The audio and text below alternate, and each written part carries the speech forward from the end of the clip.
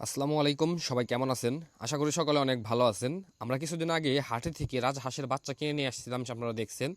সেগুলোর বয়স কম হওয়ার কারণে সেগুলো কোনো ভ্যাকসিন ছিল না, তো আজকে আমরা সেগুলোর ভ্যাকসিন করে দিয়েছি, রানীক্ষেতের ভ্যাকসিন। আর আজকে ভ্যাকসিন করার মূলত কিছু কারণও আছে। কারণ আমাদের এইখানে কিছু কোয়েল পাখি শেড ছিল, যেখানে 400-500 কোয়েল পাখির মতো ছিল, যেগুলো রানিং ডিম পাড়তেছিল, 20 ডিমের পাখি। ওই পাখিগুলো হঠাৎ করে অসুস্থ হওয়ার কারণে সবগুলো মারা যেতেছে।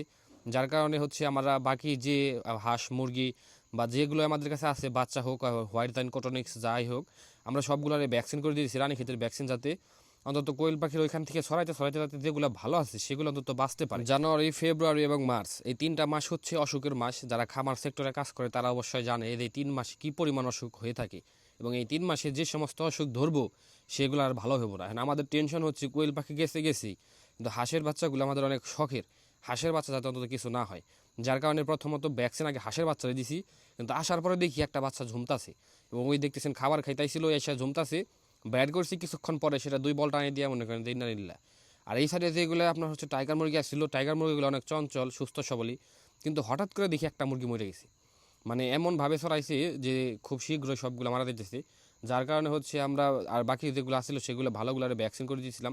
দেখতেছেন একদম চঞ্চল এবং সুস্থ সবল মুরগি কিন্তু হঠাৎ করে মারা যেতেছে। কারণ এইটা যে রোগ, এটা যদি রানীক্ষেত হয়ে থাকে, এই রোগে কোনো কিছু বাঁচবো না। এটা যদি H5 বা এটা যদি বার্ড ফ্লু হয়ে থাকে, তারপরে কোনো কিছু বাঁচানো সম্ভব না। তারপর আমরা চেষ্টা করতেছি যে অন্তত বিক্রি করার আগ পর্যন্ত যাতে এগুলো টিকে থাকতে পারে।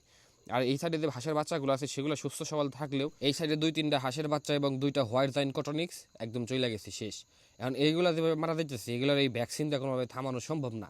তারপর আমরা চেষ্টা করতেছি যে কয়টা থাইকা যায় ওই থাইকা দেবো, কারণ আমাদের খামারে যে একটা পাখির যে একটা আমাদের ছিল, আমরা ওইটার প্রথমতই কমে ফেলাইছি। কারণ আমরা জানি যে সামনে এই 2-3 মাস অনেক অনেক খারাপ একটা মাস এই খামার সেক্টরের জন্য। যার কারণে আমরা আগে সব কিছু বিক্রি করে আমাদের খামারে কম করে রেখে দিয়েছিলাম, যে প্রত্যেকটা জিনিসের একটা করে জাত থাকুক, যাতে পরবর্তীতে আমরা হচ্ছে 20 ডিম থেকে আমরা বাচ্চা উৎপাদন করতে পারি, যাতে যেহেতু আমাদের কাছে মেশিন আছে।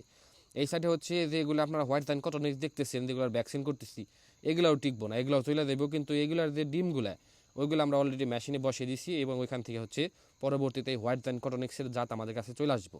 এবং এইখানে আমরা ভ্যাকসিন খাওয়া দিয়েছি 2 ফুটা করে।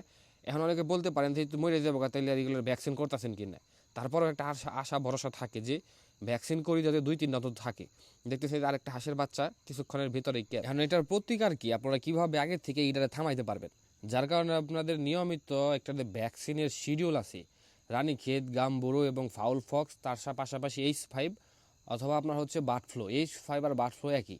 এই সবগুলো ভ্যাকসিন যদি আপনারা পরিপূর্ণভাবে করে রাখেন এবং টাইম টু টাইম যদি এটা আপনারা শিডিউল অনুযায়ী করে রাখেন, তাহলে দেখা দেবো যে এই যে মহামারীগুলো হয় আপনার জানুয়ারি, ফেব্রুয়ারি, মার্চ, এপ্রিল, এই 3-4 মাসের ভিতরে, ওইগুলোর থেকে হয়তো আপনাদের খামার 90% সুরক্ষা থাকবো। 2-1টা যদি চলেও যায়, যদি আপনি আগে থেকে H5 মানে বার্ড ফ্লুর ভ্যাকসিন এবং রানীক্ষেত এবং গাম্বুর, এই 3টা ভ্যাকসিন করে রাখেন, দেখা দেবো যে যদি আক্রান্ত হয় তারপরেও তেমন একটা ক্ষতি হবে না। যার কারণে এই খামার সেক্টরে যারা থাকবেন অবশ্যই আগে থেকে হচ্ছে এগুলা ভ্যাকসিনগুলো ঠিকঠাক মতো করবেন।